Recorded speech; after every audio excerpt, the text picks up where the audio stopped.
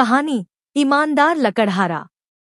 एक छोटे से गांव में एक गरीब लकड़हारा रहता था। वह रोज जंगल में लकड़ी काटने जाता और उसे बाजार में बेचकर अपने परिवार का पेट भरता। एक दिन जब लकड़हारा नदी के पास एक पेड़ काट रहा था, अचानक उसका कुल्हाड़ी हाथ से फिसलकर नदी में गिर गई। लकड़हारा बहुत दुखी हो गया क्योंकि वह कुल्हाड़ी ही उसकी एकमात्र कमाई का साधन थी। वह नदी के किनारे बैठकर रोने लगा।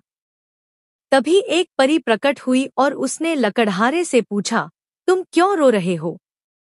लकड़हारे ने अपनी समस्या बताई और परी ने सोचा कि वह उसकी मदद कर सकती है। परी नदी में डुबकी लगाकर सोने की कुल्हाड़ी लेकर आई और पूछा, क्या यह तुम्हारी कुल्हाड़ी है?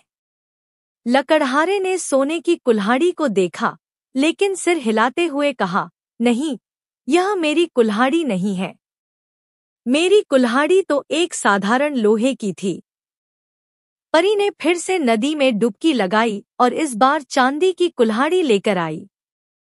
क्या यह तुम्हारी कुल्हाड़ी है? परी ने पूछा। लकड़हारे ने फिर कहा, नहीं, यह भी मेरी नहीं है। मेरी कुल्हाड़ी तो लोहे की ही थी।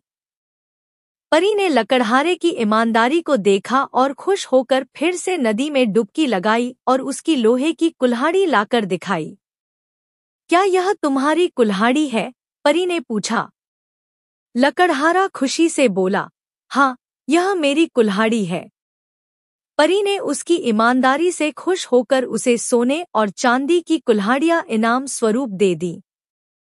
तुमने सच बोलकर दिखाया, इसलिए तुम्हें यह इनाम मिल रहा है। लकड़हारे ने परी का धन्यवाद किया और घर लौट आया। अब वह पहले से भी ज्यादा खुश था। उसने यह सीखा कि ईमानदारी हमेशा फल देती है और अच्छाई और सच्चाई हमेशा इनाम दिलाती है। नैतिक शिक्षा: ईमानदारी हमेशा अच्छा फल देती है और सच्चाई से हमेशा अच्छे परिणाम मिलते हैं।